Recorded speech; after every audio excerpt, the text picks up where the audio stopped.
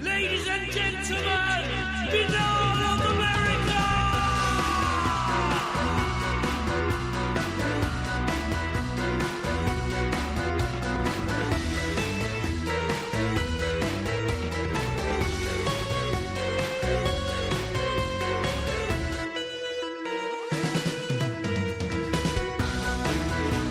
And now, ladies and gentlemen, Binal of America Audio with your host, Tim Binal.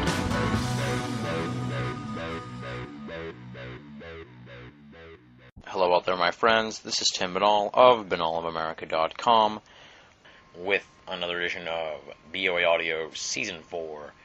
We are about to embark on a grueling little schedule here. I'm going to be very grumpy. I'm sure at the close of this week, you, on the other hand, will be enjoying 3 hours worth of BOAA Audio covering the year in review 2008 in the world of ufology with two of my good friends and amazing minds in the world of today's esoterica, Nick Redfern and Greg Bishop. They are the UFO Mystics. I'm sure you know of them well. Multi-time guests on BOAA Audio. Both tremendous authors and researchers and students of the world of esoterica and ufology. And they appear on the program in our first ever true dual guest interview. I'll be honest, I was a little out of my element at first, trying to wrangle and oversee two guests at once, but as you'll hear during the program, we ease into a free-form style that really is quite enjoyable as the process unfolds and turns into kind of a roundtable on the past year in ufology, looking at all the big stories and some of the smaller ones that had big picture implications in the world of UFO studies. If you're listening to this, it sounds like the plan is going off without a hitch, and that means you're hearing part 1 around Tuesday afternoon, December 30th.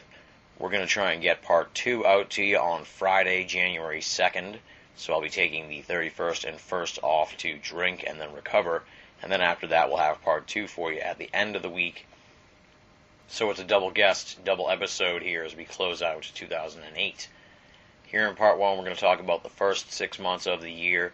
We're going to start things out with me essentially lamenting the series of UFO flops that was 2008, and then thankfully Nick and Greg talked me down off the ledge. Then we're going to discuss the big stories and the key events of 2008, chronologically of course, starting with the Stephenville UFO sighting and subsequent mania, the debut of UFO hunters, the alleged UN UFO meeting, yet another UK UFO file release, the Vatican endorsement of aliens, Jeff Peckman and his alien video, the UK UFO flap from this past summer, and the 100th anniversary of the Tunguska event. On top of all that, we'll have remembrances of some influential esoteric names that we lost in 2008, Georgina Bruna, Arthur C. Clarke, and Albert Hoffman. Those three will be memorialized here in part 1. I'll preview part 2 for you at the end of the program, so stick around for that. Essentially, it's the second half of 2008, plus looking ahead to 2009 and what may be coming down the pike in esoterica. For those of you who are unfamiliar with Nick Redfern and Greg Bishop, I hate to break it to you, but I am not going to read both those bios. We'll be here all day. Let me run through their websites, though. That's where you can find out more from them. Nick Redfern, of course, at nickredfern.com. Pretty simple. And Greg Bishop, you can find him at excludedmiddle.com or radiomisterioso.com. And let me spell that one for you. radiomisterioso.com. Radio Misterioso. And together they form the ufological supergroup UFO Mystic, and you can find that at ufomystic.com. Pretty simple, UFO mystic.com. Check it out, one of the very best UFO websites on the entire internet. Should be a daily destination for any serious student of ufology. So that's how you can find out more about those guys. Check out their websites. You've heard them on the show before, I'm sure. Go back to the archive if you want to read their bios, or just go to the page where you're listening to this, and the bio should be right there. Want to make a couple notes here at the beginning of the show. First, check out the show page for this episode at Binal of America. It's a little bit more interactive than usual. We've got linkage up to a lot of the stories we're talking about here from the first 6 months of the year. So if you're listening and you remember the UK UFO file release story or the alleged UN UFO meeting, the Vatican endorsement of aliens, and you want to check out the coverage from when those stories broke earlier in 2008, go to the show page, and there's linkage there that'll set you on your way. Also want to throw in a plug here for a book that Nick is a contributor on and is published by a good friend of mine, Greg Taylor, of the Daily Grail. It is called Dark Lord Volume 2. You can find out more about that at dailygrail.com. Fantastic journal-style book almost, with a lot of great contributors. Regan Lee from Banal of America is a contributor in the book as well, and Nick Redfern, and a number of other great esoteric researchers. So check out Dark Lord Volume 2. Without any further ado, let's dive into 2008 with our guests, Nick Redfern and Greg Bishop. This dual guest interview was taped on December 17th, 2008. The Year in Ufology with the UFO Mystics, Nick Redfern and Greg Bishop, on BOA Audio, Season 4. Ladies and gentlemen, welcome to another edition of Banal of America Audio. Very exciting here, groundbreaking program, even though it's really a rather mundane technological advancement. After 100 episodes, we've finally done a double guest interview. We got somebody in Texas, who I'm sure you know, and somebody in LA, who I'm sure you know, and we're going to be talking about the year in review in ufology, 2008, the world of UFOs, what happened. Our guests, of course, are the most feared tag team in all of the ufology world. They are the UFO Mystics, Greg Bishop, who was here last year with us for 2007's wrap-up, and Nick Redfern, and they're both on at the same time from different states, so it's mystical, if you will. So welcome to the show, guys. Hey, Tim. Hey, Greg. Hi, Tim. Thanks, Tim. Hi, Nick. Yeah, so like I said, I've never done one of these roundtable type episodes, so just bear with me, and I'll try and throw it out to one person, and I don't know, we'll just wing it. As I said to you guys when I sent you the scorecard, if you will, for what we'd be talking about this year, and Greg, you might remember last year I was really bullish on the UFOs and the UFO world. I thought 2007 was a breakout year for UFOs, and now here we are, 2008, and I kind of classify it as the year of the flop. A lot of stories that they got a lot of coverage, but they turned out to be ridiculous and awful for the whole field of esoterica, and a lot of stories that became news stories that weren't news stories, like the Edgar Mitchell story. And so it was kind of a year of amazing disappointments, I guess you could say, as far as big events and stuff, aside from the Stephenville, Texas sighting, of course. Because that was, I think that was kind of a carryover, I guess, from 2007, because it happened in the first week of January. Then everything went downhill in 2008. That's just my thoughts. I know. I don't think it went downhill, really. If you're really, and Nick will probably agree with this totally, if you're really concerned about respectability, didn't really make any difference. It was just disappointing to the UFO and anomalies people, particularly with the Bigfoot thing. And I don't think it made the reputation of people who are interested in UFOs and anomalies any worse than it already was. I thought it was just funny, the Bigfoot thing, and the, what was the guy with the video? Jeff Peckman. Yeah.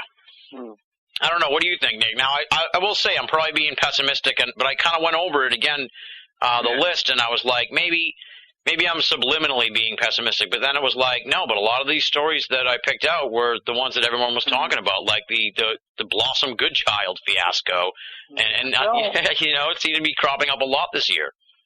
Yeah, I think one of the things that happens as well, Tim, is that in the UFO field, a lot of people aren't necessarily conversant with sort of the long-term history, and by that I mean that we actually have years like last year when, a whole range of things seem to be going on, different things, waves of sightings like 52, 73, and then after that there's like a big letdown, or there's hoaxes, or, it doesn't pan out the way people think it will.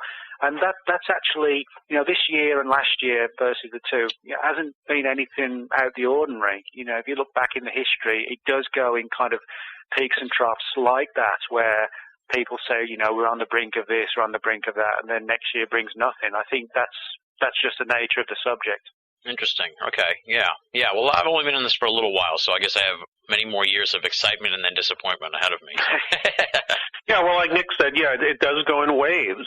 And also interest goes in waves, apparently, with the coverage of enigmatic or decent sightings, things that are, seem to be really well documented but not well explained, and so that'll kick everybody into a frenzy of maybe we really should look at this. And then, like Nick said, yeah, well, these last years, couple of years, especially this year, 2008, like Tim said, it was a lot of disappointments and things to laugh at.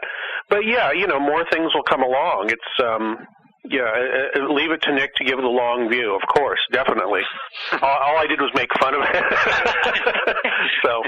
Yeah, well, I'm not ready to eat my gun because it was a lousy year. I'm in the opinion the same as you. I'm laughing about it, but at the same time, in the big picture, it's kind of strange in a way that there were so many fiascos this year, it seemed.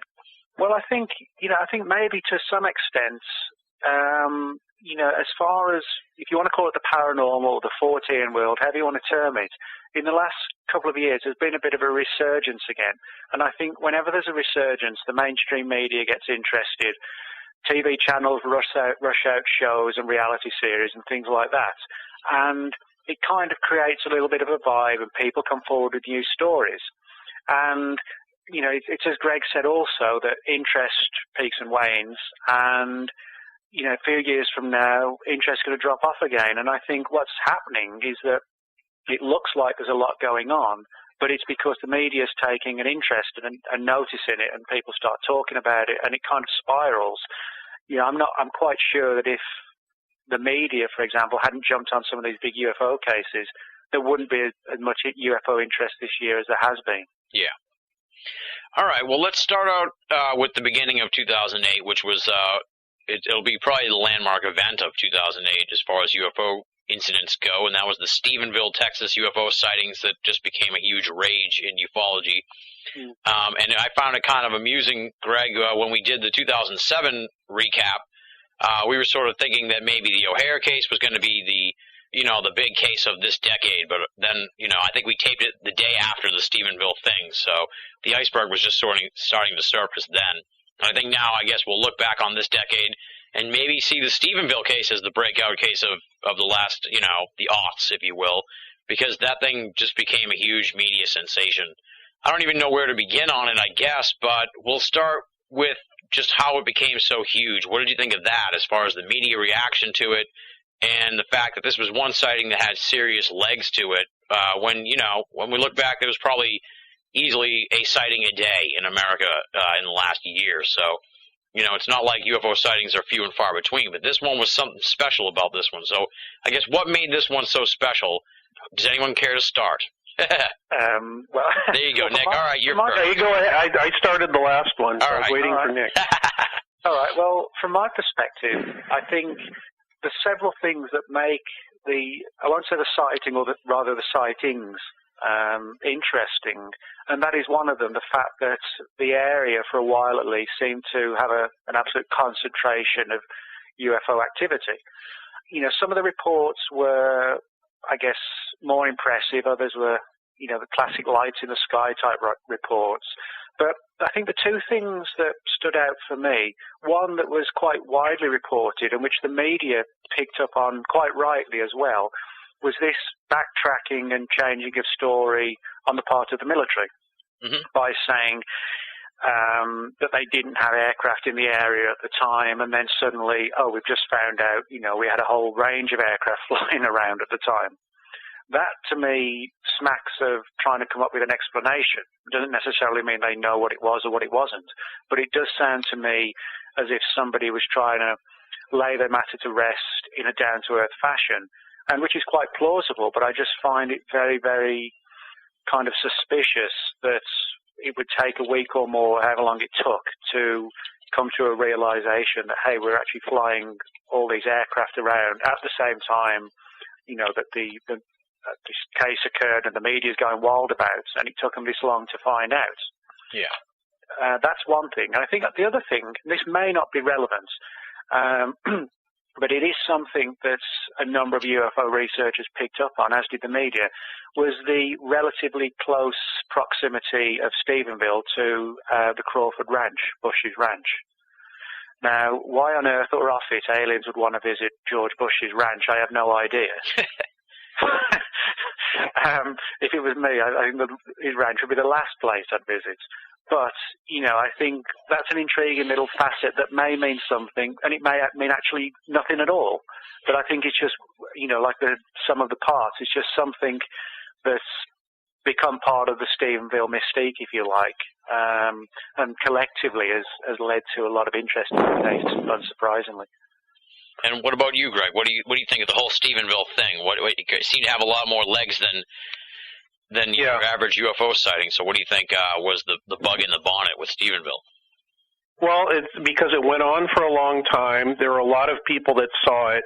There are a lot of people that saw something that wouldn't be readily explained. There was the Air Force delayed reaction, as Nick said, and that was publicized.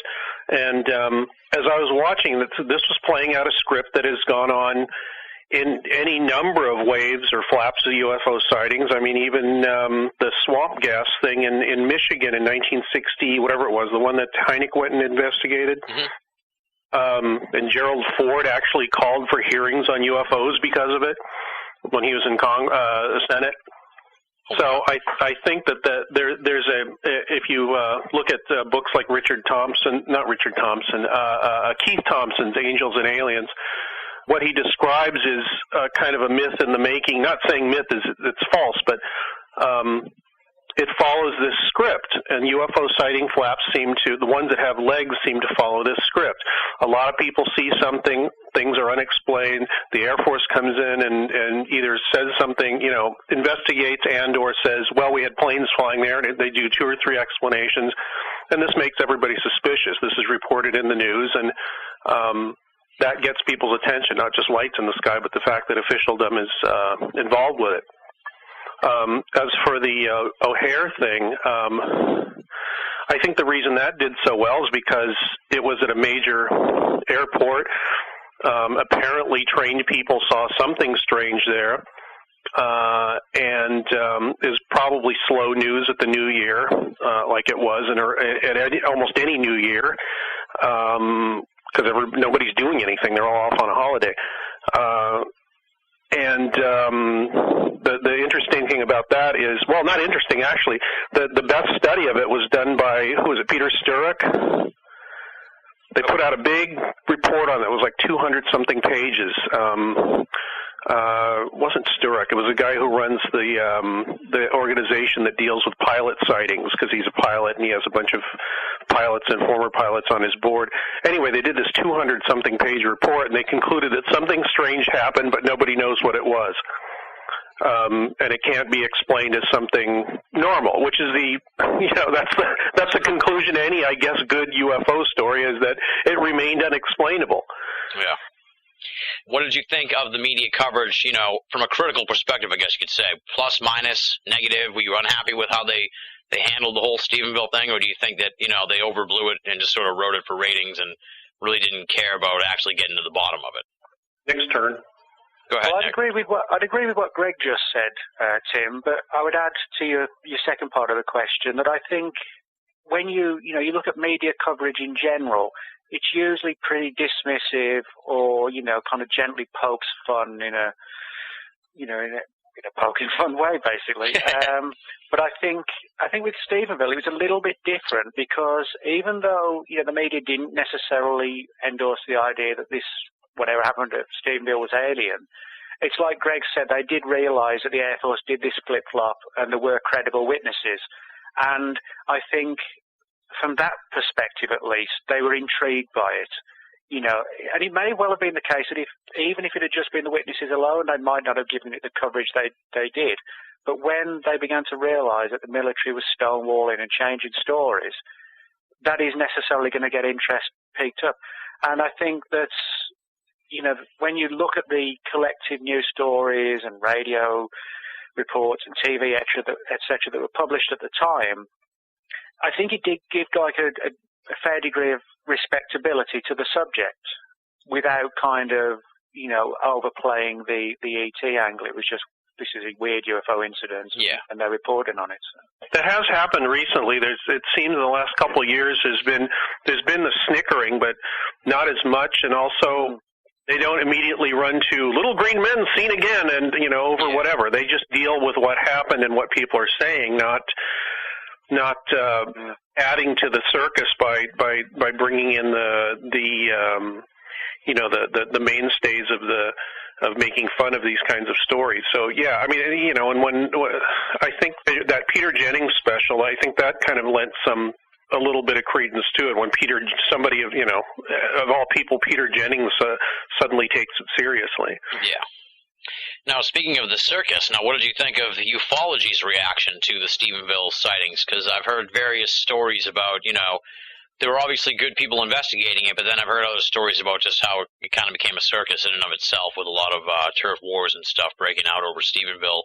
And I also noticed, just from following the news that everybody and their brother was jumping on the Stephenville story because it was so hot. So I guess, what did you think of ufology's reaction? They should have enough time at this point to be able to handle a massive case. Do you think they, when they slapped it up to DEFCON 1 because Stephenville broke through into the mainstream, did they do a good job of handling it, or did they blow it? What? Turf wars in ufology, surely. I mean, I'll just run into this briefly, and if Greg wants to comment as well. I think, ufology is ufology, and I've seen people who jealously guard their filing cabinets. This is my case, this is my story, and there are others who are quite open and willing to share their information because they want to get the truth out or understand what the truth is at least. And I think, you can apply that to pretty much any UFO case, whether it's Roswell, Aztec, you name it. What I can say from my own personal perspective is, living here in Dallas, is that the Dallas-Fort Worth MUFON group did a really good in-depth investigation of the case and handled themselves very professionally and went down to the area and interviewed people and went about it the right way, and I can say for certain, that if there was any circus going on, they weren't a part of it. But I think when anything like this happens in a particular area, you always get an atmosphere of, like, the circus angle developing through nobody's fault. It's just, one of those things where it almost becomes like a carnival atmosphere, I think, in the aftermath. The media turns up and, everybody's running around town trying to interview people. And, that's just life, I think. What about you, Greg? How do you think ufology handled the Stephenville story?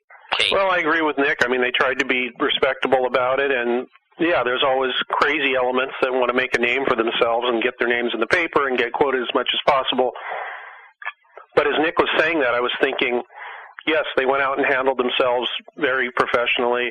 Yes, they did the work that they wanted to do, and after all that, what happened? Nothing. Exactly. They don't have an answer. They've just gathered more data.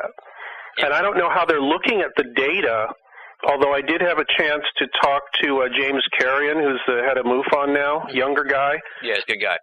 Yeah, and he seems, unlike other people that have been running MUFON the last, throughout its history, he seems to be open to weird explanations, to alternate explanations, to mining the database and looking for patterns instead of just collecting a bunch of stuff and saying, I wonder what planet these people came from, or whatever it is. He seems to be more open. That gives me some hope for MUFON. I mean, I hope it's well placed. Yeah, and kind of like what you were saying about how at the end of the day nothing really came out of this. That's that's kind of the general feeling I get in a way about the whole Stephenville thing. And I know we've already spent like 20 minutes talking about it, and we're going to move on to some other stuff now, obviously. But I feel sort of nonplussed about the whole thing, and after a while I sort of tuned out because I had a feeling, that this was just another UFO sighting, and I don't feel like that it's crossing the barrier into anything else. No, it hasn't. There's one interesting aspect of it, and I don't know if it was Linda Howe or somebody that was dealing with it, but there were people with, strange people wandering around their property and looking in their windows and weird phone calls and all that. So, I mean, it even went further into the standard flap kind of scenario, which was, I guess, laid down with the Mothman thing and maybe before that. All right, let's wrap up the Stephenville talk. Is there anything else we should really talk about? I feel like this isn't the last we're going to see of Stephenville, and like I said, I think it'll end up being the signature case of this decade unless something major breaks in the next year or two. So I'm sure that this won't be the last we've seen of Stephenville, correct? Oh, yeah, I'm sure a few snippets and things are going to come out here and there, and possibly stuff maybe through the Freedom of Information Act. I know a few people are still following that path, with the military, so possibly something could come there. Yeah, and I'm sure there'll be a book eventually, and an expert will emerge. All right, now, one of the other events, actually, that happened sort of on the same date as the Stephenville thing, at least as far as my crooked timeline is, one that I want to ask Nick about, because he's from the UK, and this is the Southampton UFO group folding.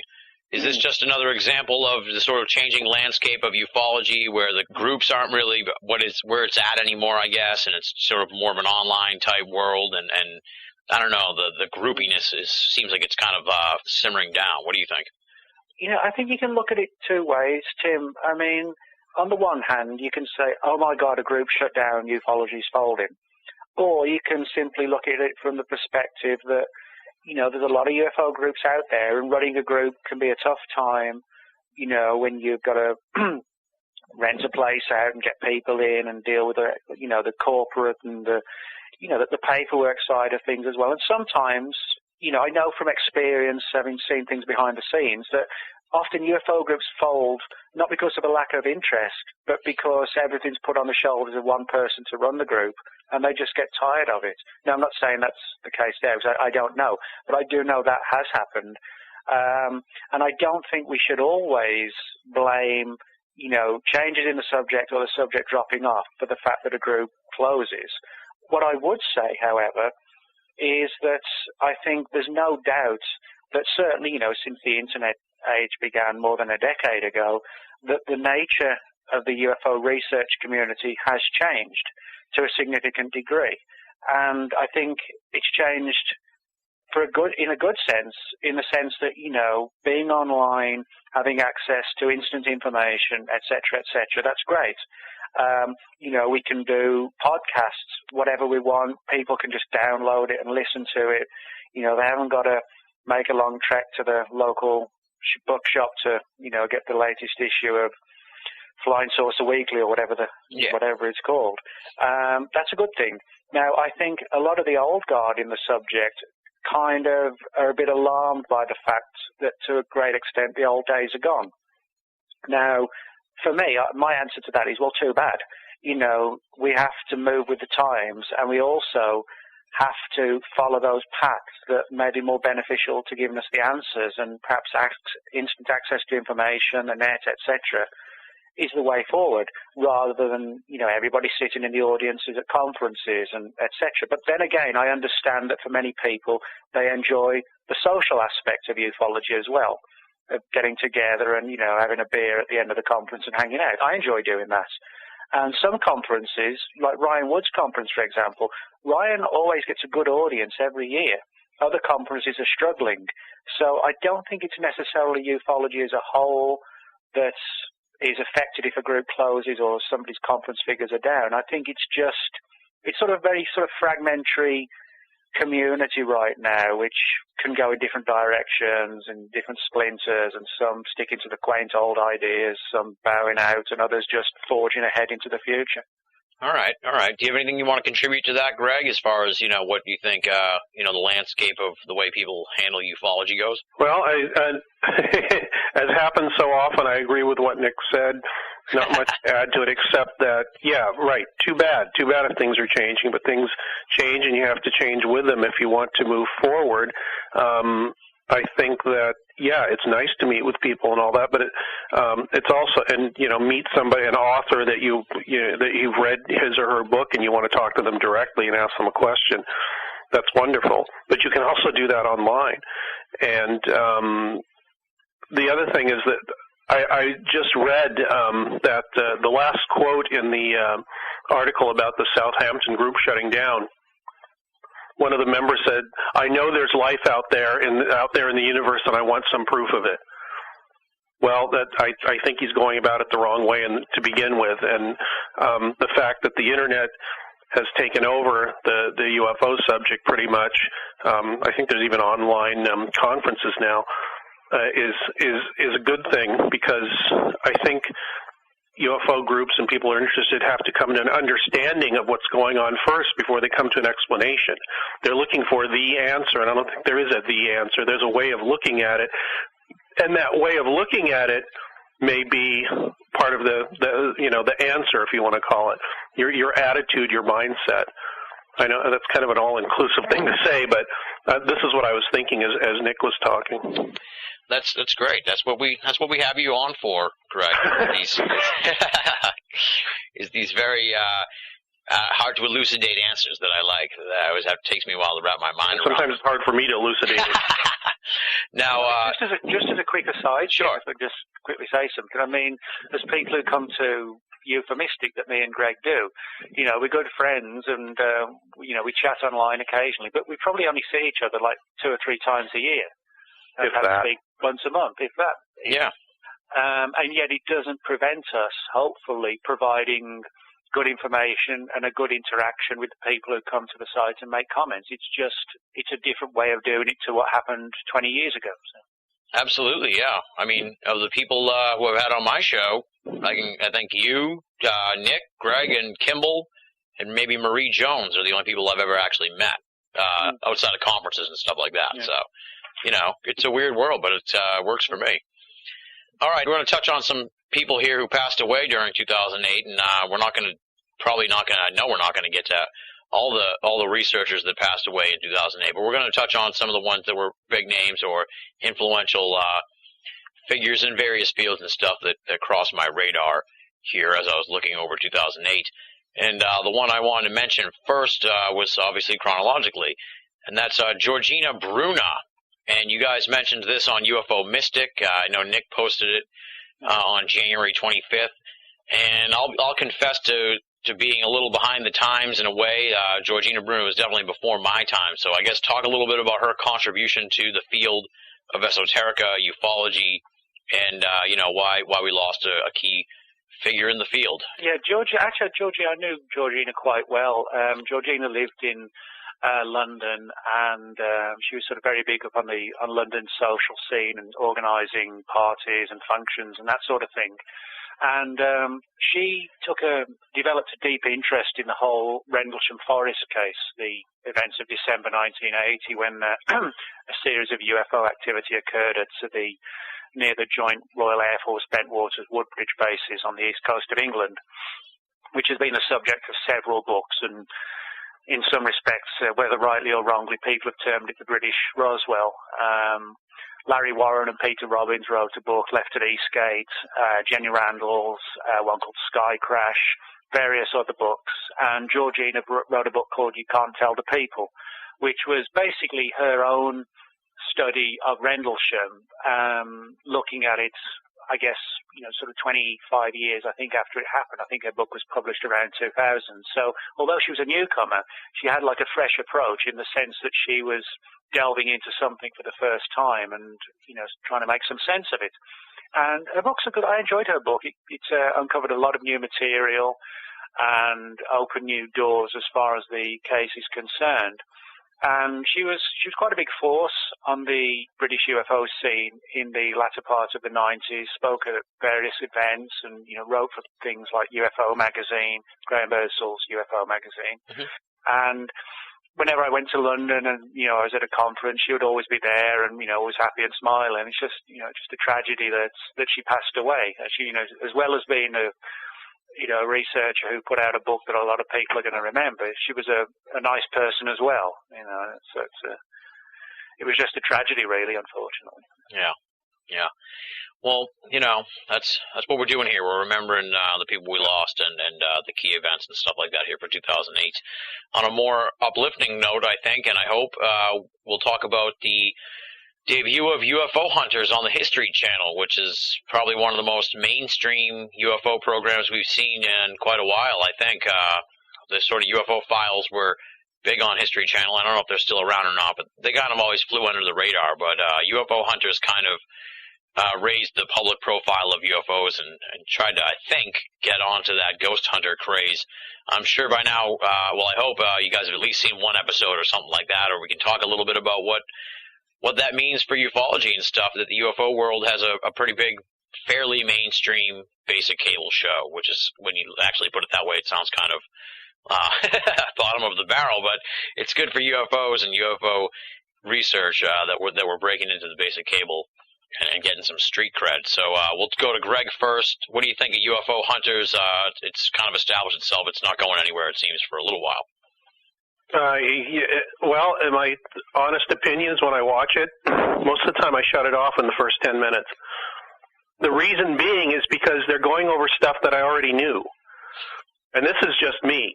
Okay. But that's fine. They're going over stuff that I already knew in a way that's not really that new to me. On the other hand, like you said, it gives a high profile to ufology. Maybe it'll get people interested who weren't interested before, thinking, yes, well, maybe there is something here and I should look into it. And maybe it's more important than just, hearing it on the news once in a while. And that way it pulls more people in, and maybe even somebody, a new person, somebody that's 20 years old or somebody that's 80 years old that suddenly goes, hey, wait a second, after reading a couple of these books or talking to a few people, and they come up with a new way to look at things, which, I haven't been able to come up with, and nobody I know has. And that's the value of it, is the publicity, like you said. There's a lot of things I do differently in it, but, when I get a UFO program, then I'll do it. I'll do it the way I want and see if it works. The problem is it probably won't be, that accessible to as many people. I think that's what they're trying to do, is make it, that's what a popular show does. It's accessible to the largest amount of people, in a way that, challenges them a bit, but also, reassures them that the viewer, that that they've got a handle on what's going on, and they're using that formula. The show is using that formula to tell you something you already know a little bit about, and then maybe let you in on a secret or two, or something that you didn't know. And I think that's why it's doing well. I don't know what happened to that other UFO Hunters show that debuted on the other, whatever the other station was, the exact same day. They were both called UFO Hunters. Remember that? Yeah, there was quite a controversy about that at the time, but I think from what I heard, it was sort of a one-off pilot or something like that. But okay, yeah, there was kind of a fight in between the two stations, or two networks, or two production companies, about who was going to be called UFO Hunters. But it looks like the Bill Burns UFO magazine outfit won out. Yeah. What about you, Nick? What do you think? Well, I think the nature of shows, whether it's UFO Hunters or any show on the paranormal today, excuse me, the whole approach that any of these shows have to take today, at least, is completely different to, say, 10, 15, 20 years ago, when you had a lot of perhaps brief recreations and a lot of head and shoulder interviews in the studio. I think today, TV basically is reality TV. Pretty much, it's not a show like Law and Order or CSI. It's reality TV. And I think if you're going to do a TV show on UFOs, then for the most part, the TV channels are instantly going to say it's got to be reality TV based. It's got to be interactive. It's got to be traveling around. And there's nothing wrong with that. I don't actually have a problem with that. I think, but we have to be aware that all UFO programs aren't necessarily being made for UFO researchers. They're being made for the general public. Yeah. And I think sometimes, as researchers, we think, well, as Greg said, quite rightly, maybe this show or that show, we would have done it differently. But then I suppose, we have to look at it from the producer, director, writer, and more importantly, the channel's perspective that, hey, how can we drag people in to watch this? Yeah. It's like a lot of shows. Okay, well, let's get a Jeep. Let's go to a interesting location. Let's get a hot chick on the shoot as well. Nice. And I'll sign me up. Yeah, exactly. There's nothing wrong with that at all.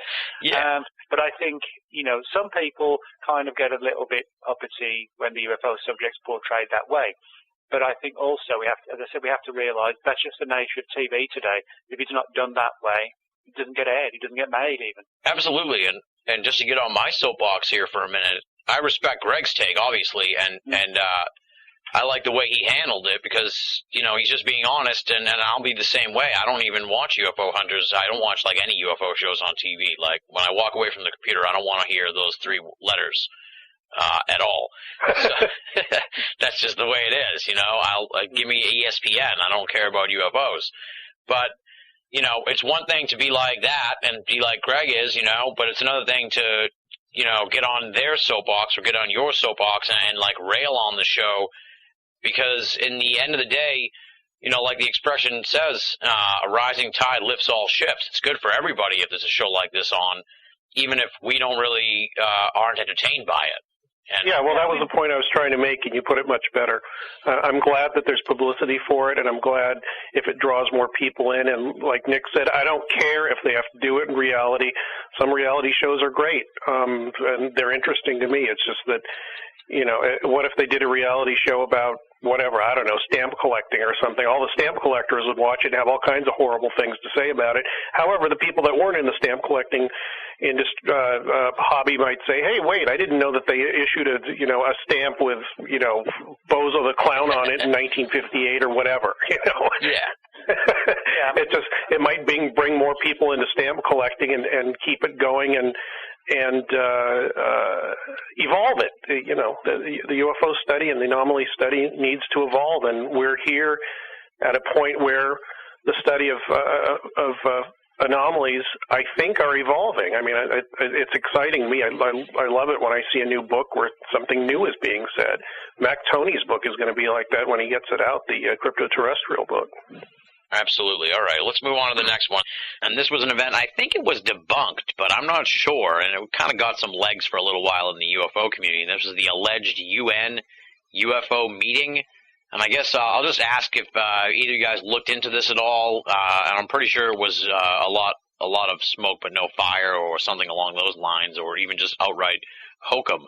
But it was kind of a big story at the beginning of the year, a little bit. And I'll turn this one over to Nick. What do you think of this? Did you look at it at all? Well, I'll be honest with you, Tim. I actually didn't investigate it. The reason I didn't was that I followed the story when it was published on various news groups that I'm on and things like that. And pretty quickly, even if there was something to it, pretty quickly problems surfaced in the story. And, if you're new to the subject, it's kind of, wow, well, maybe there's something to it, but, without wanting to try and sound too jaded or cynical, time and again I've heard stories, there's been a high-level meeting, the truth's coming next, 6 months' time there's going to be a meeting and the world's going to be told the truth. Yeah.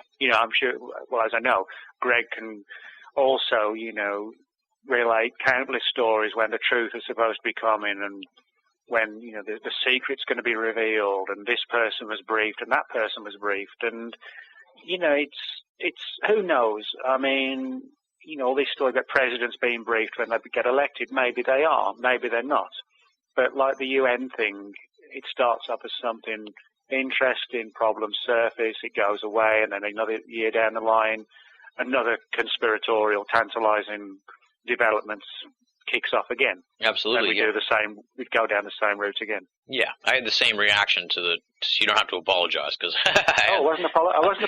No, for being cynical or whatever. Because I had the same. I had the same reaction when I read the story and then sort of followed it for a few days, and then I was like, no, thank you. I'm all set. But I'm sure Greg. I have a feeling that Greg probably had kind of the same reaction. But what did you think of the UN UFO meeting that was alleged to have happened in February or so? Oh, Tim, you're so cynical already. You've already only been this for 3 or 4 years, and you're already totally cynical. Means you're smart. I took a look at that, and the first thing I saw from that was the story came from Mike Asala, which meant I didn't have any reason to look at it anymore. Oh, it's biting. I love it. Well, you know what? He's a nice guy. He's a very civilized, nice person. However, I got in an online, discussion with him once when Project Beta came out, and he was saying, well, how do you know this and how do you know that? And I said, well, because I went and talked to the people and looked it up and cross-referenced everything and had, and if 2 or 3 people told me the same thing, I included it in the story. And he said, well, what does that prove? And I said, well, that proves that I did the best I could to try and get, a story out that with as much support as I could. And his answer, as far as I remember, was, well, people have problems with my kind of, with my method of research because it doesn't rely on verifiable evidence or corroborated testimony. And I said, I was thinking, Wow, he actually admitted that? He said that in a public forum on UFO Update, so I thought, well, I guess I can't really take anything he says very seriously anymore. And since he was the main, at least the first conduit, as far as I could tell, for that information, I didn't really feel I should follow it. And also I read a bit of it and it said, sources have said. Like, what sources? What sources? Where do these come from? Why did they tell you? Was it an anonymous email? What? And like Nick said, it's, the exopolitics people keep saying, oh, it's around the corner, it's around the corner. They've been saying that before they were called exopolitics people. They've been saying that since the 50s. Yeah.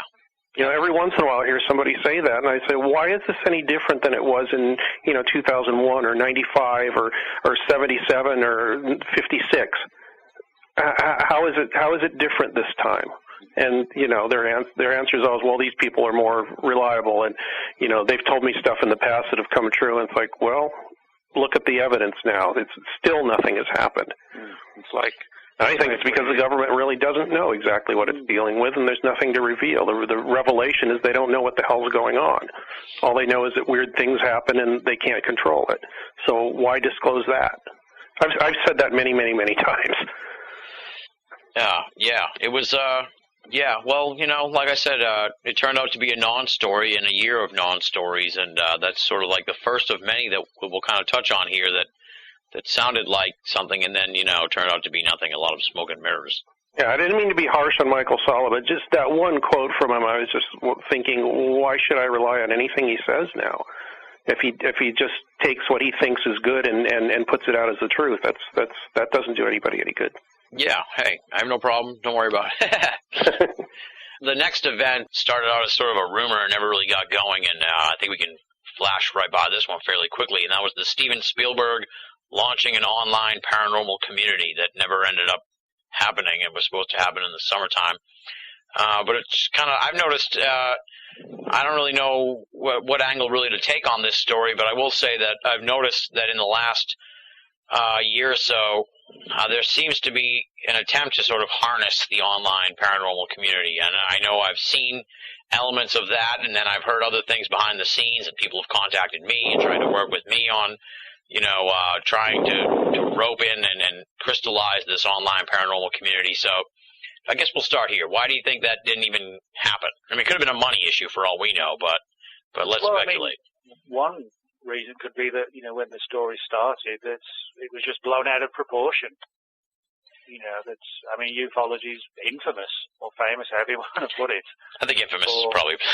yeah, for listening to rumors and blowing something up hugely. Next year there's going to be a big revelation. Tomorrow the government's going to come out with the truth. It could just be the entertainment equivalent of that. Just something that just got blown up out of proportion, or maybe there was however much an element of truth to it, and it just fell apart. That's just life. I don't think that necessarily has anything to do with it specifically being related to UFOs. It could be for whatever reason something just didn't come together. Yeah, well, rumors start like that. I think I posted that because the first thing I thought of is, oh, great, they're going to mine the people's personal experiences for movie and TV ideas. Yeah, I do remember something like that. Yeah, and maybe that was why it didn't get off the ground, because people kind of shied away from it for that, because, there was probably something that said, all your stories now become the property of Amblin Entertainment, blah, blah, blah. But like Nick said, it probably was just a rumor that came out of Spielberg's office, and then it got blown out of proportion.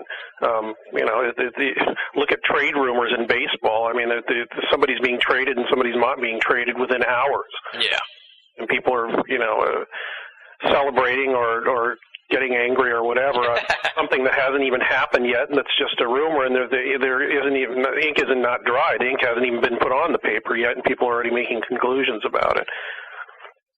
Yeah, and to sort of look at the overarching theme of this paranormal community, I think it's too disparate right now anyway online to really harness it in any sort of way like that. You know what I mean? Like, I've been a part of other paranormal communities that were sort of like a paranormal type MySpace, and it never really got going. It seemed like it's very cliquish online. It's hard for a lot of groups to get together, or different sort of genres.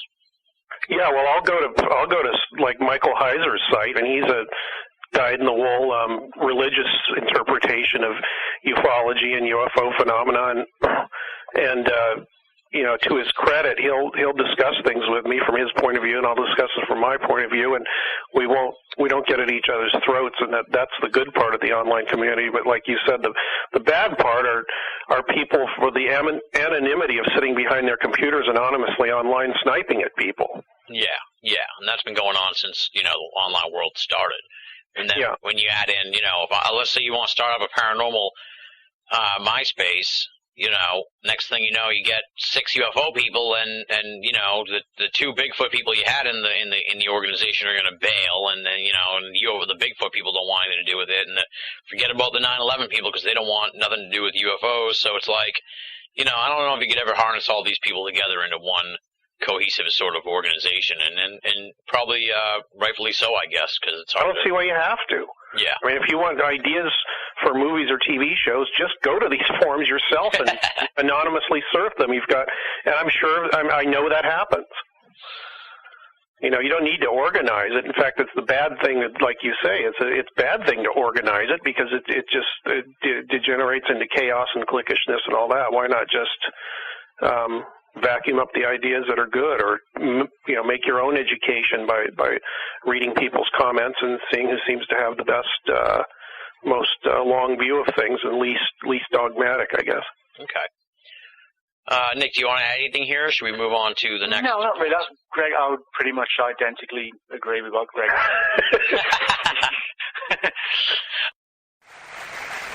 said. So what can we expect to happen next? I've never seen them. Have you ever seen them? No, I haven't. Yeah. Not even a UFO. Yeah, I would like to, you know, see one. Well, it would be fun, wouldn't it?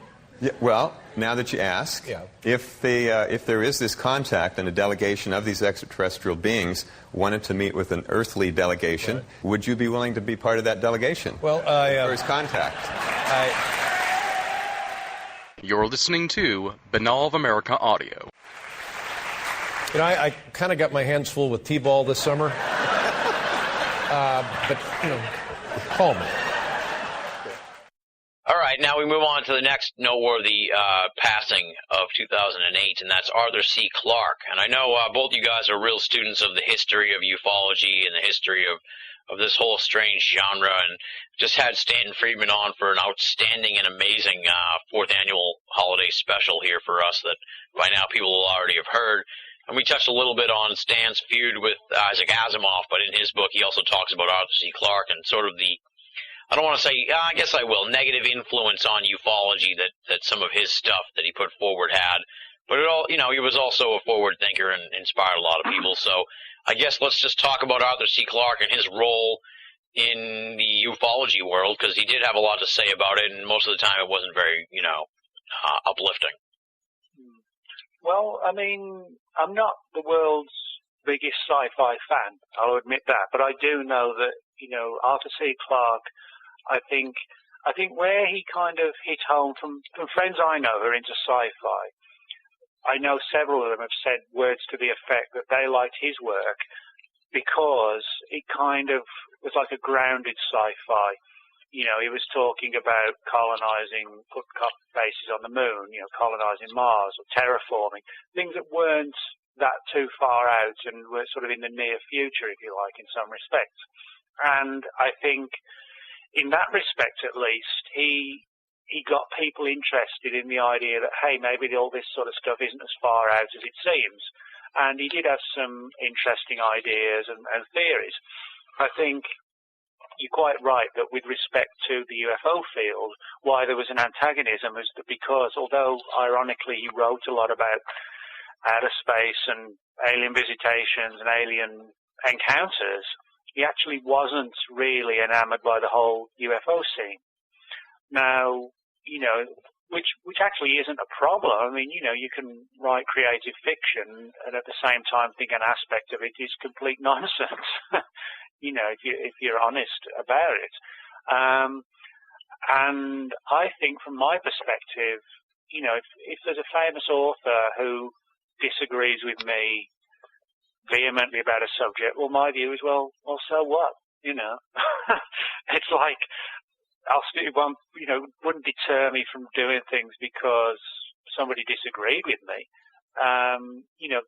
People disagree over everything, over what restaurants to go to on a Friday night.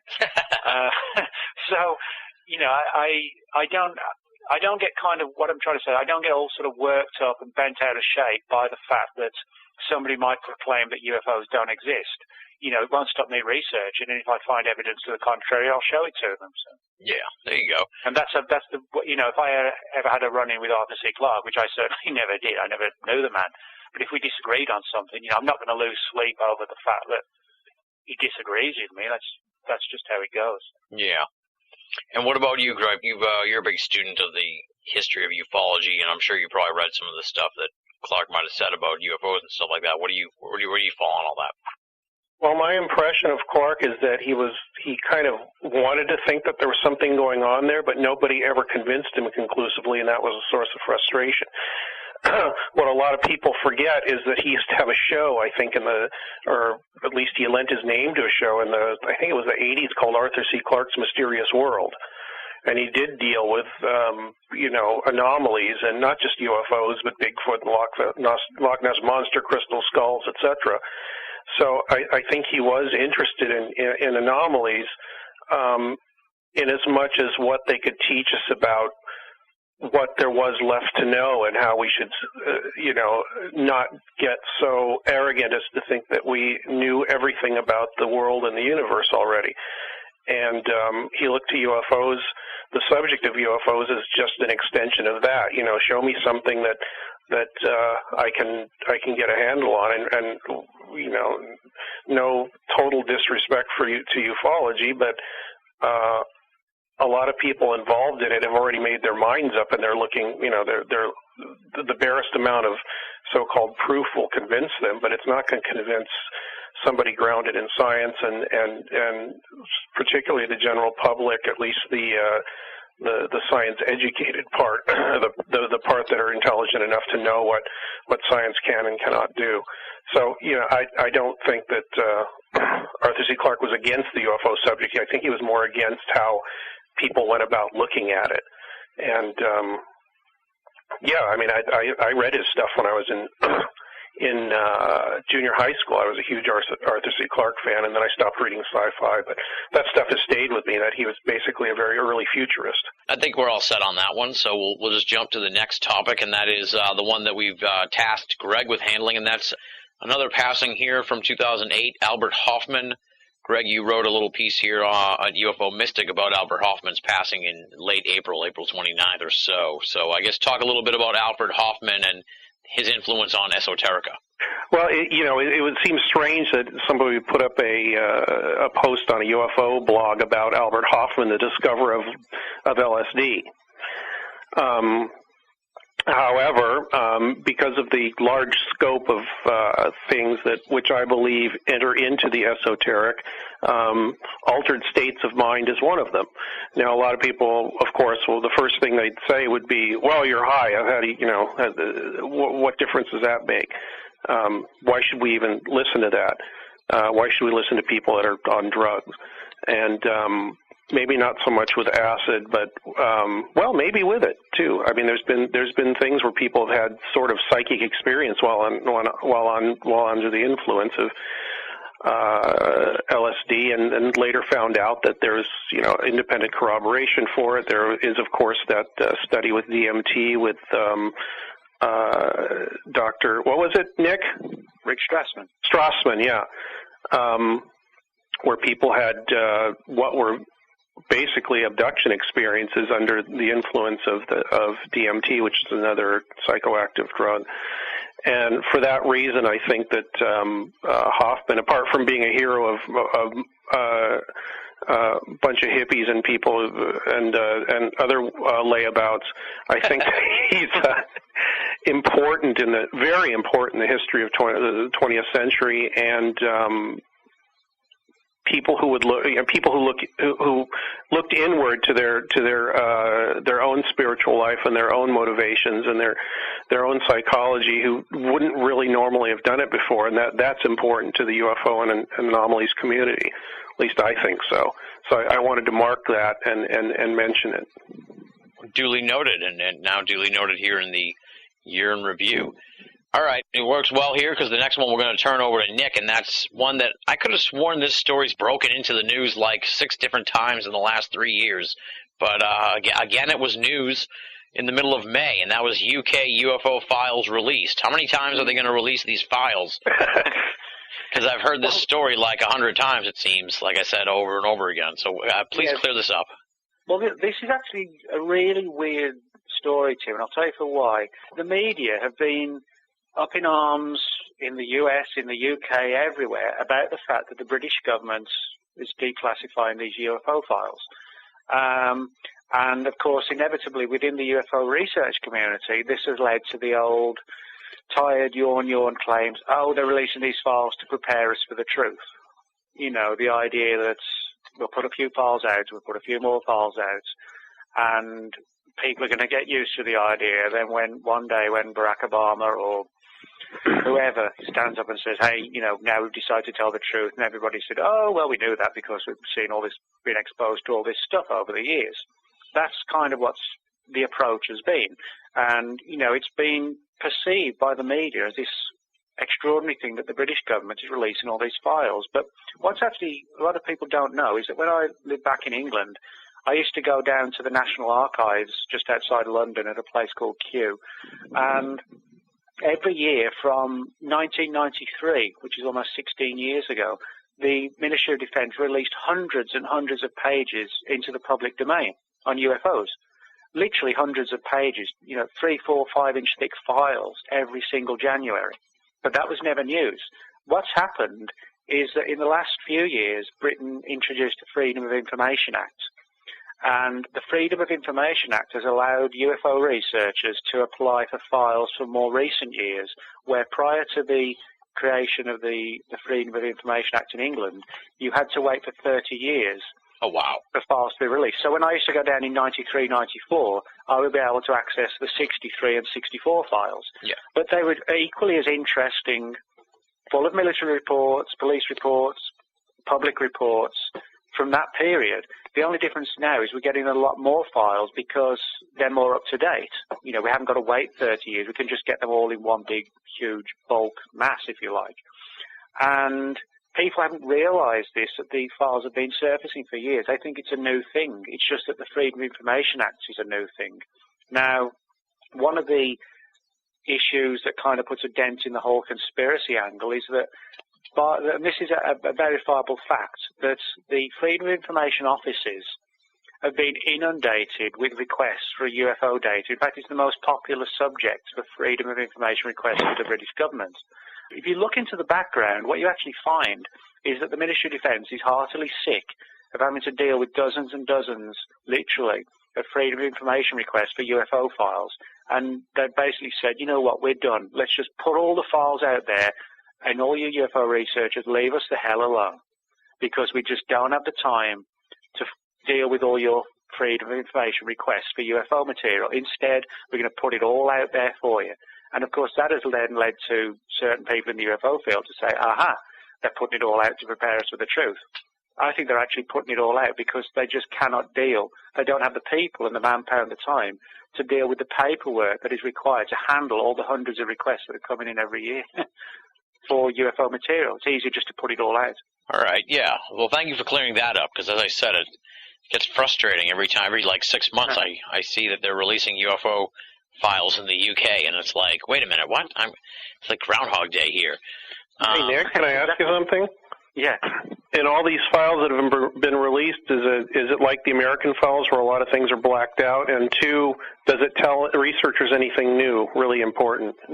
Yeah, well, in the British files, primarily what's blacked out is the witness names and addresses, or at least the addresses. Now, in the earlier files from the 90s, they didn't even bother blacking those names out. In 1 or 2 cases, I wrote the names and addresses down, and some of the people actually still living at those addresses and said, you know, how on earth did you find out?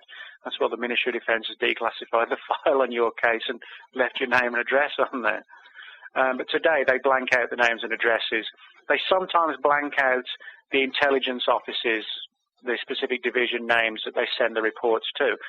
But at the end of the day, the most important thing, in answer to Greg's second part, is no, they don't really tell us anything more about the subject. What they tell us is that primarily the Ministry of Defence received a lot of lights in the sky reports from members of the public.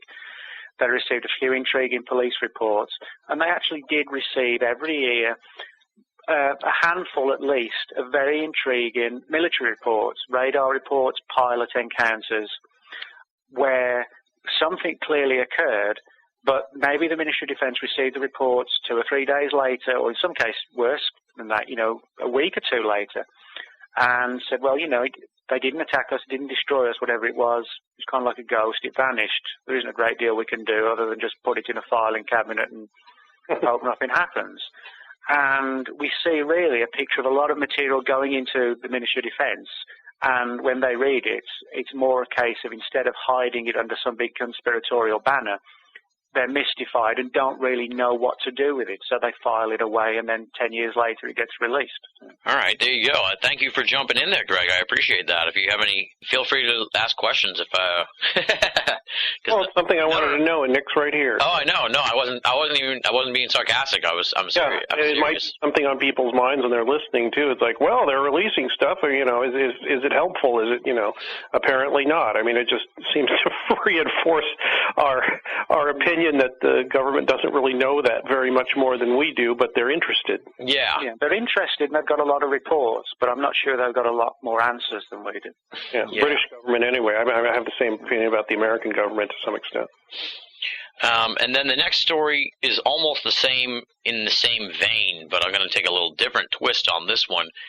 That's the Vatican saying that aliens could exist, that it was okay for Christians to believe that or something.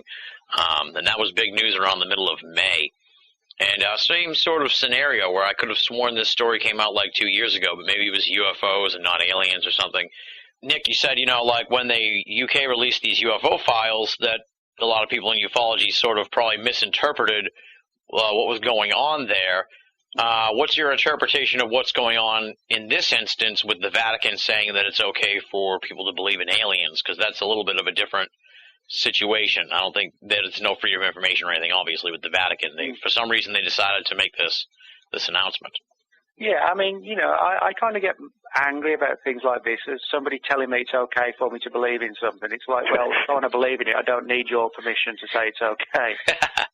That's one of the big problems I have with organised religion, is that it's all based around control through fear and guilt, and they're making proclamations and, oh, it's okay to believe in aliens. It's like, well, thanks for letting me, make my mind up for me, you know what I mean? Yeah. Basically, I don't think anyone, it may be in the media at least, it may be a big story that the Vatican says it's okay to believe in aliens. My view is big deal. Who are they? Yeah. To me, they're nothing. They're people who believe something. You have Hindus, Buddhists, Christians, whatever, who believe something. You have atheists who believe nothing, and they're all, who knows what the truth is. But the idea that, from my perspective, the idea that some organised religious body should say it's okay to believe this, that doesn't mean anything to me at all. It's like, I don't care, because I'm going to make my own conclusions regardless of what they say, and that's what everybody should do. Nobody should be told by some quote higher body, who pontificates that it's okay now to believe in this or that. So. But let me ask you, though, to speculate on the motivation behind the proclamation. I sound like Jesse Jackson here, but... No, I mean, I would admit, that is going to cause intrigue within the UFO community, the idea that does a body like this have some sort of higher motivation? Are strings being pulled in the background to prepare people again? We can speculate. I mean, I understand why people think of that scenario, because it's a scenario that surfaced within ufology before, like when Reagan made his statement about, if aliens existed, would it unite the world? And people are like, he's been briefed. We can speculate on these sorts of things, but a lot of it, there could be some truth there, that there's something higher going on behind the scenes. Equally, it could just be we think that because these are notable organizations or people. What do you think, Greg? What's your take on this Vatican aliens connection here from the middle of May? Yeah, well, what you said about what was the motivation for it, I think one of the main motivations is there are a lot of people who are devout Catholics who do wait to find out whether that it's okay to believe in something or not, I suppose. And the other thing is the Catholic Church is losing followers left and right. I think they probably have hundreds of press releases all the time, but this one seemed to have legs, and it went out because it was sort of a hot button issue that the church usually doesn't deal with. The fact that they would, even say something about it, to me, just shows that they were trying to get attention for an issue to get themselves on the map, I suppose, in some way. But yeah, like Nick said, it's not. People shouldn't have to be told what to believe in, and that it's safe to believe in. Believe in. Here's that word. I mean, you're believing in their thing. The Catholic reality tunnel, so they wanted to include the alien UFO extraterrestrial reality tunnel in there to sort of get the toehold a little bit in that community and not push those people away, I suppose. It just seemed, to me, it seemed like kind of a desperate move. Interesting. Okay, so you don't foresee it as any sort of preparation type situation, because everyone's always like, with the Robertson panel and people who always say why disclosure probably won't happen or might not happen. They're always like, well, the religions would go crazy, and then when this happened, people thought that they're preparing us, that kind of thing. So you're not a preparation advocate. No, because I don't think that people are really being prepared for anything. I mean, to my mind, and it could be wiped out in one press release or event or whatever, but to my mind, there's nothing really to there's nothing really to reveal except for a loss of control, and that's not going to happen. I mean, this stuff is here. We know it's here. There's nothing we can do about it. That's not going to be admitted, not anytime soon. Yeah. I mean, if there is something behind the UFO enigma that does have a single mind behind it or civilization behind it or group of civilizations, as Nick has said before, it's up to them to make that decision. The decision to reveal itself is not in our hands. All right. Well, let's talk about the next.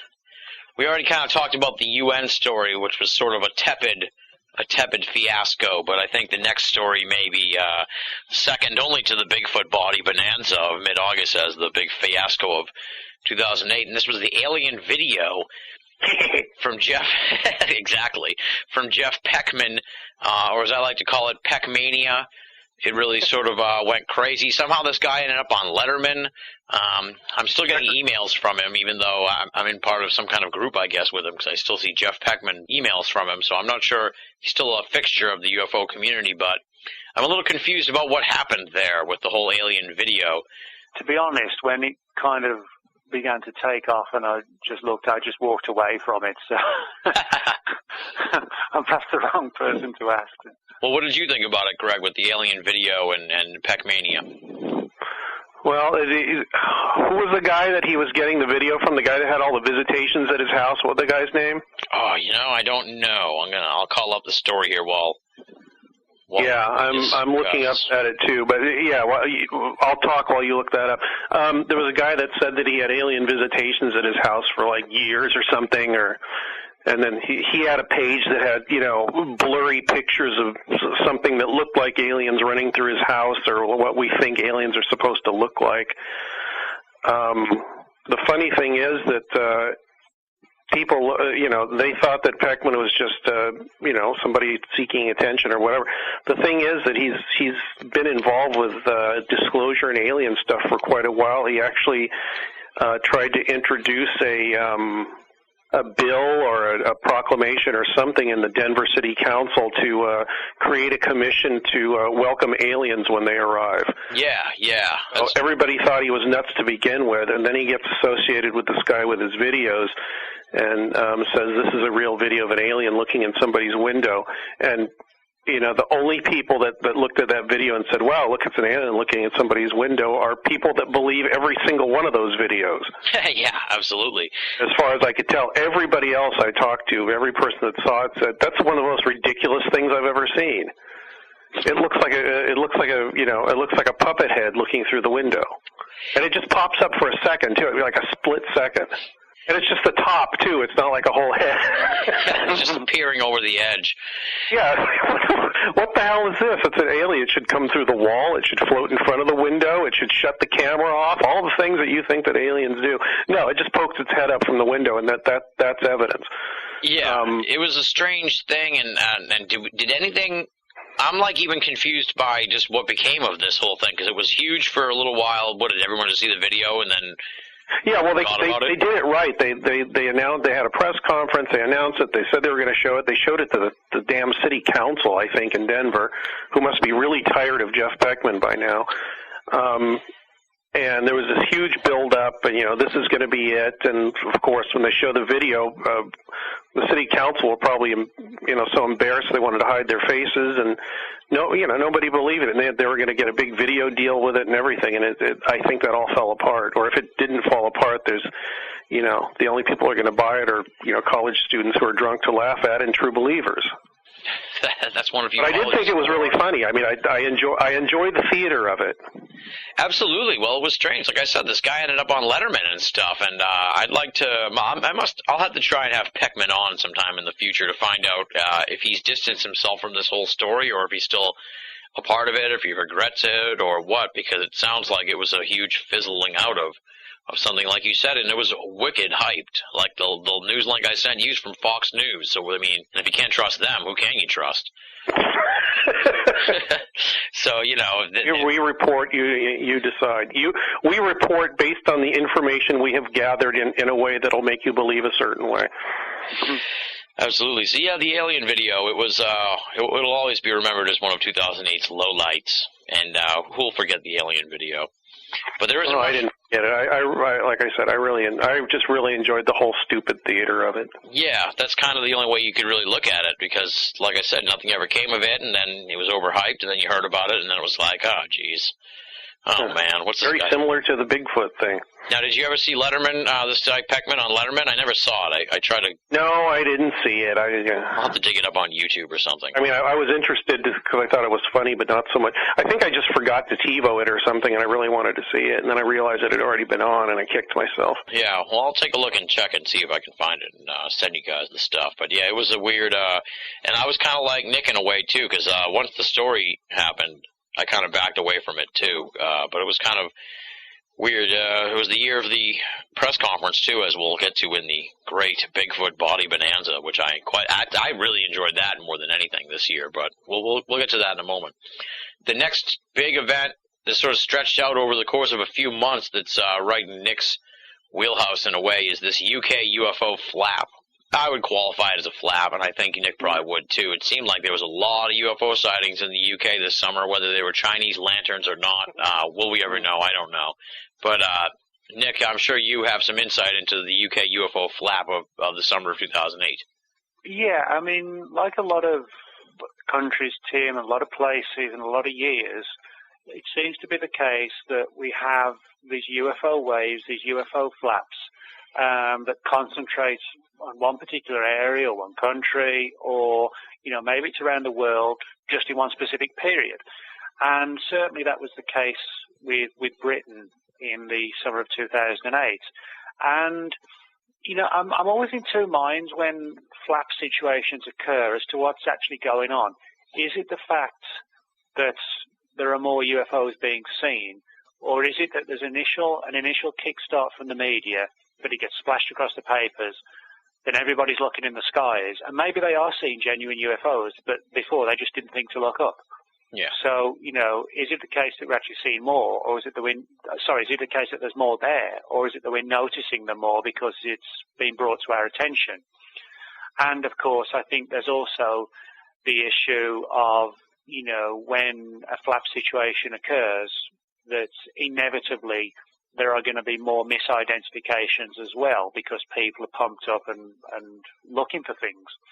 So, that's not to wear a skeptical hat by any means, but it's trying to look at it in a grounded fashion, that a flap may not just be due to the fact that there are more UFOs. And I think one of the important things that a lot of people don't always take into consideration is that sometimes I think people who see UFOs feel more comfortable about coming forward when they know other people have already reported their sightings. They don't feel alone and isolated. And so, maybe if the flap situation hadn't been reported, a lot of the people that summer wouldn't have had the will to come forward. They would have just stayed quiet.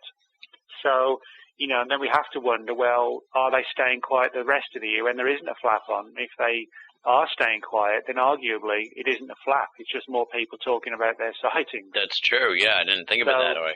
Yeah, so, I think it was an interesting wave of sightings, but I think from a sociological perspective, it'd be good to see a lot of research done on what the actual nature of a flap or a wave is and what constitutes a flap or a wave. Yeah. Now, and maybe the time of year too, because it was the summer and more people are out at night then. Well, everybody sits outside at the pubs in England in the summer as well, and you're looking up at the sky. So, that's the more people are outside, the more people are going to see things. And to sort of take a question that Greg had earlier about the UK UFO files and apply it to the UK UFO flap, did anything of substance come out of this, or was it just another series of UFO sightings? Did we get anything out of this that we can hold on to tangible? I'm not talking about the toilet from a UFO, but, a key case or a good sighting or good evidence in, of some fashion or form. Well, there was a helicopter sighting over Wales that was described as a mystery aircraft, almost of a close encounter with a police helicopter. Other people then said, well, it was just a small, very small object. Others said, well, we're pressing to get files released and there's more to the story. I'm not sure where that one's all going to lead. There's still things going on. But overall, unfortunately, we've got more reports. What we don't have are more answers. Okay, yeah, that's the story of ufology, it seems. All right, the next big event, I don't have a precise date for this one, but I know what happened in the summer of 2008, and that's the Needles UFO crash. And I use UFO crash in quotes because it's still sort of an unsolved mystery of sorts. Did either of you guys investigate this or look into it when it happened, or the subsequent brouhaha that's sort of slowly developing over the last few months? It happened in June, and I believe, May or June, and I put up a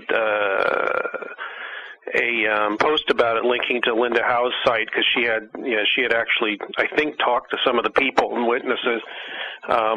What it was, if people don't know, was I think around 3 in the morning near Needles, which is actually near where the Laughlin UFO conference is, probably about, 30 or 40 miles south of there.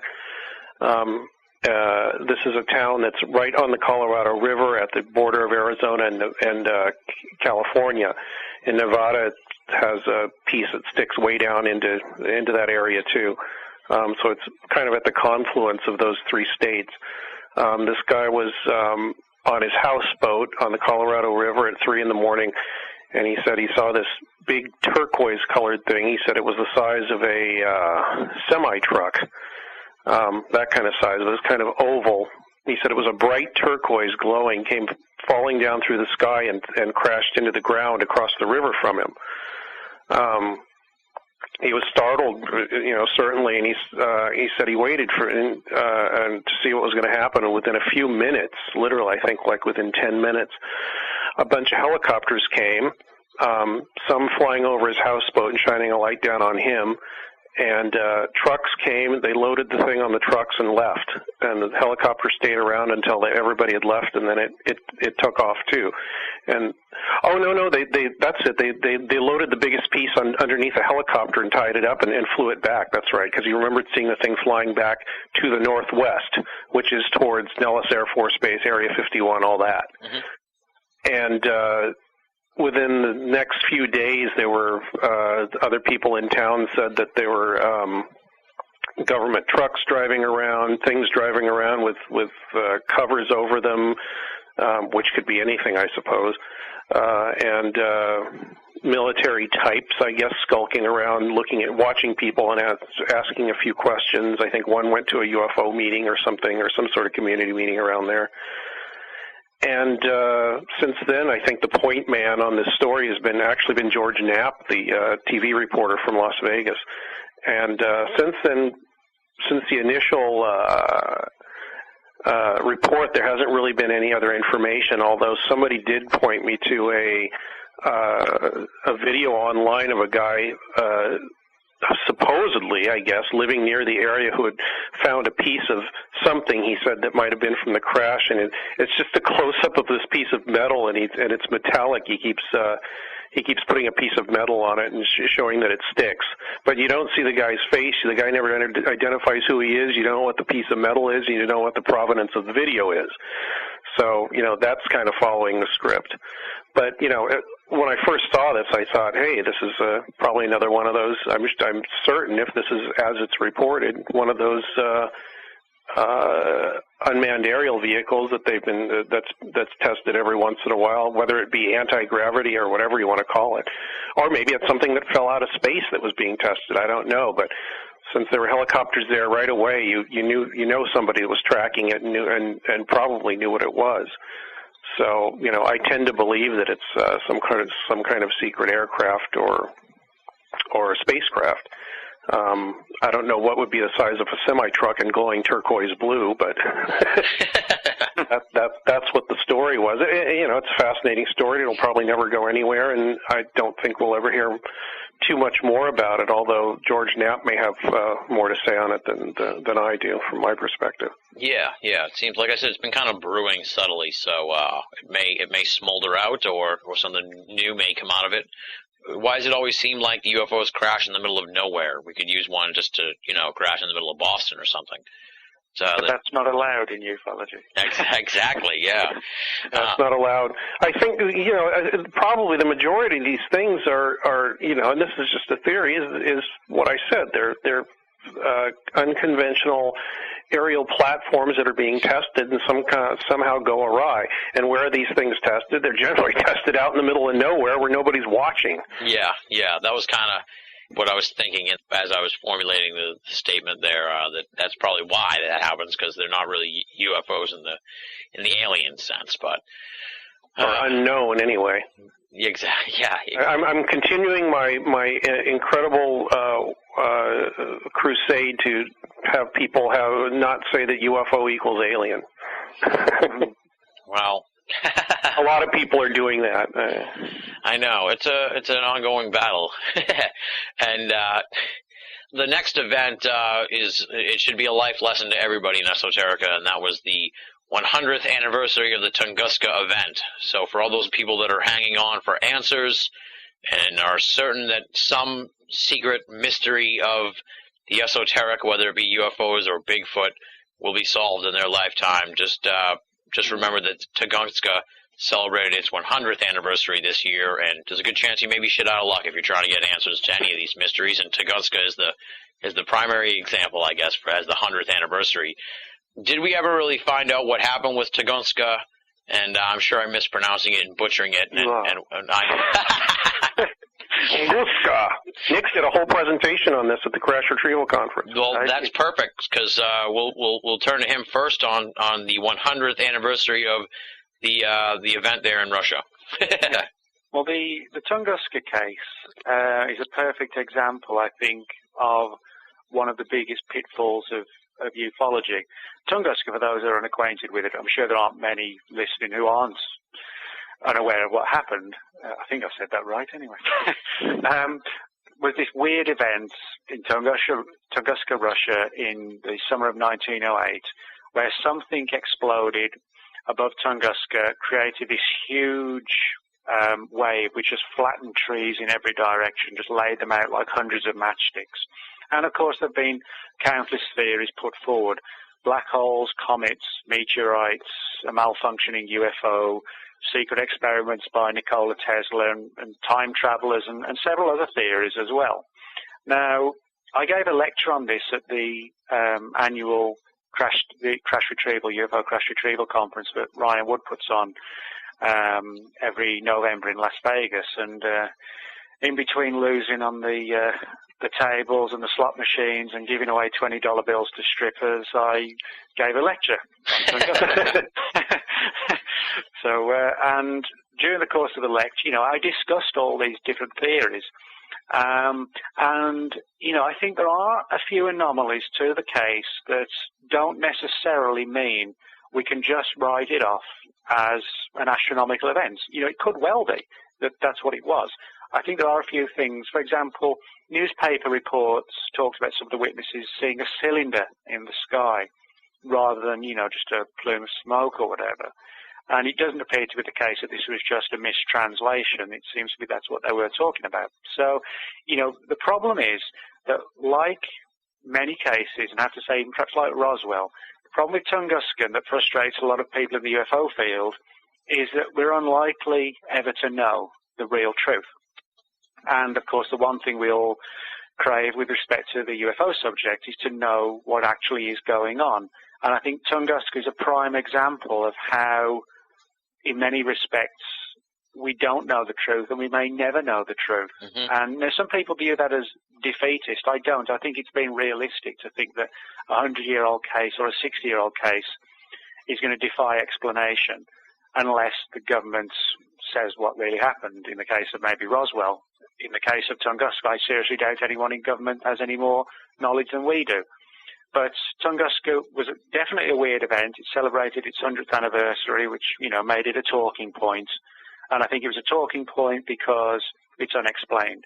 And as I've made this parallel before, it's exactly the same when in England in 1988, Jack the Ripper was a huge talking point because it was the 100th anniversary of the Whitechapel killings, and nobody knows really who Jack the Ripper was. So I think that's the case with Tunguska. It's an intriguing mystery. We don't know the answer.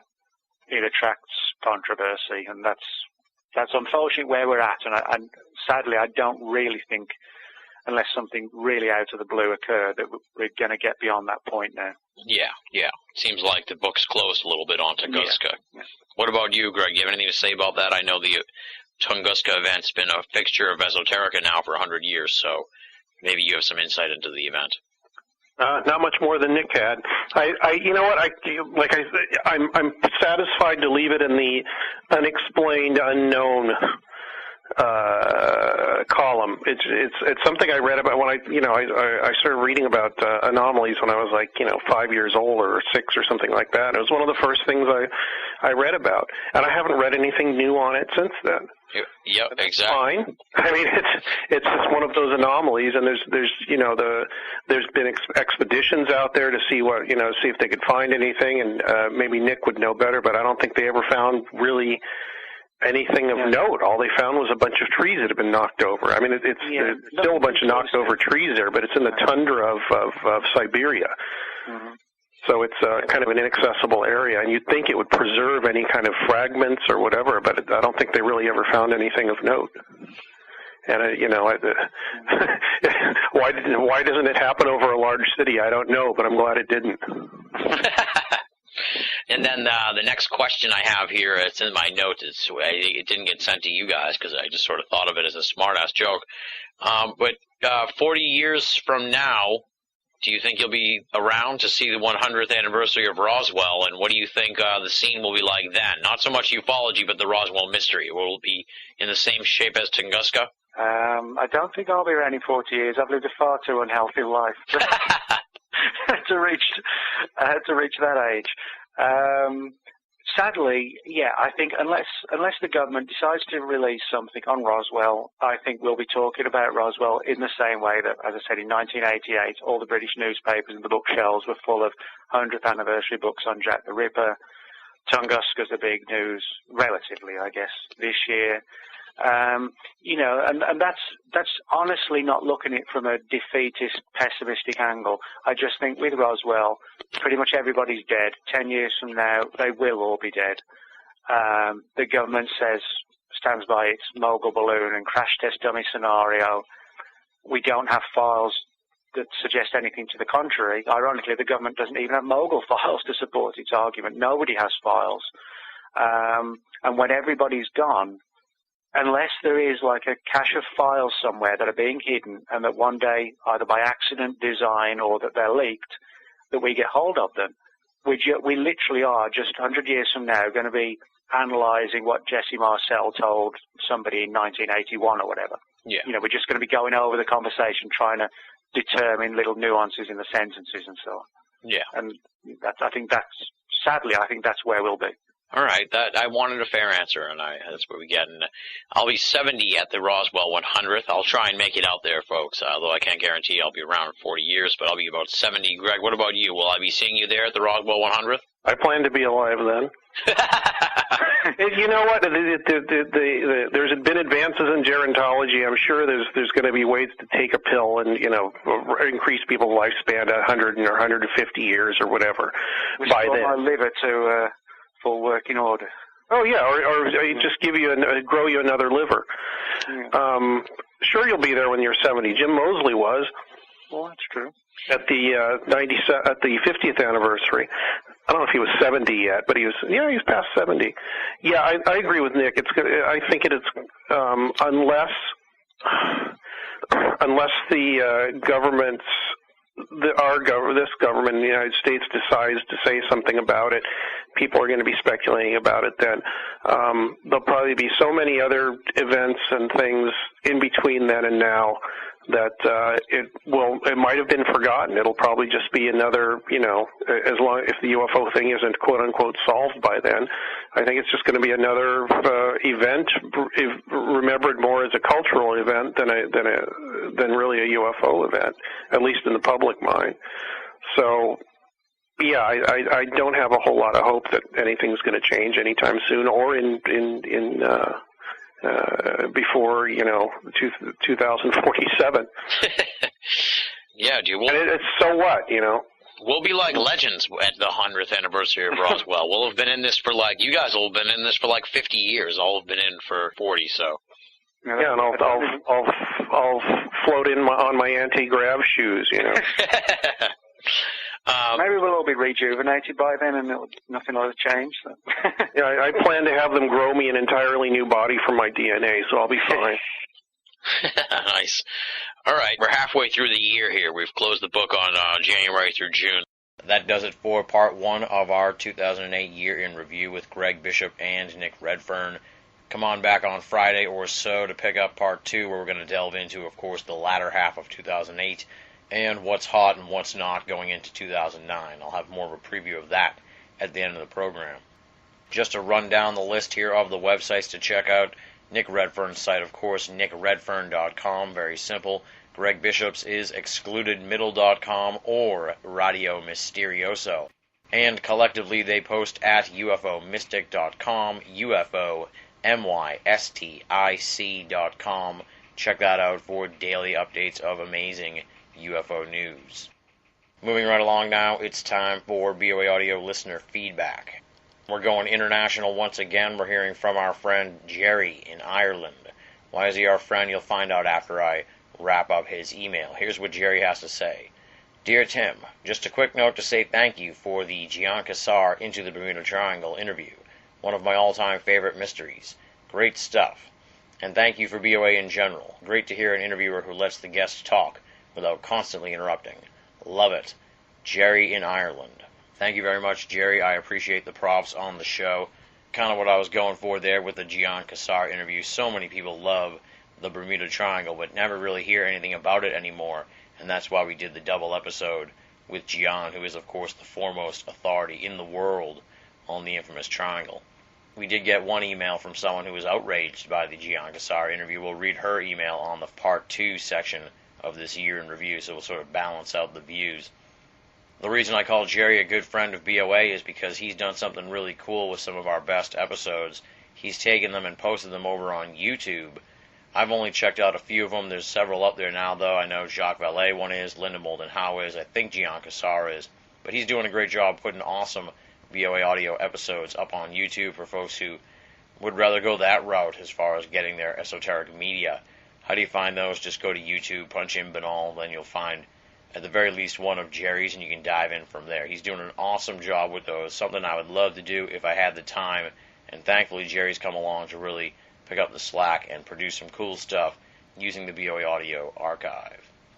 And as always, he's a friend of BOA because he's an international listener. You know I love those international listeners, and they go to the top of the heap in the BOA Audio listener feedback mailbag. So Jerry, thanks for writing in. Hope you dig this year in ufology episode of BOA Audio, and come on back Friday for the next episode, and then late January when BOA Audio resumes airing.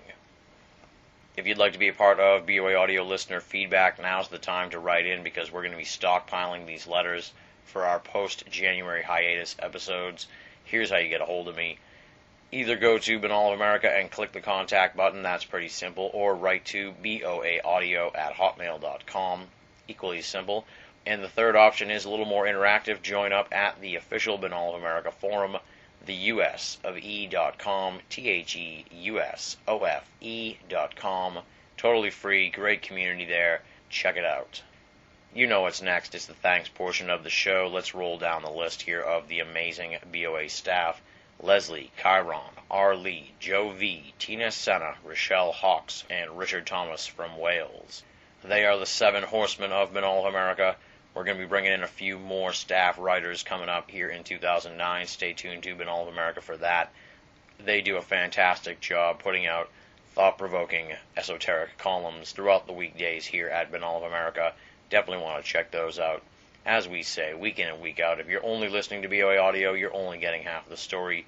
You got to check out the columns at Banal of America from the esteemed and infamous BOA staff. BanalofAmerica.com, BINNALL of America.com. Make it a part of your everyday search for esoteric news and opinion. Here in the donation segment of the show, I want to give a big thanks to all the folks who answered our call for a Secret Santa over the holiday season. We did really well on donations, and I appreciate it. For those folks who forgot or just simply procrastinated, you can always make a donation to Banal of America via clicking the PayPal button at BOA. Pretty simple stuff. They'll take you through the process. No donation is too small, and all donations go towards keeping Banal of America up and running and freely available for all of our great listeners and readers the world over. Not too much to preview here. You know what's coming up on Friday with the second half of our 2008 Year in Ufology, featuring Greg Bishop and Nick Redfern.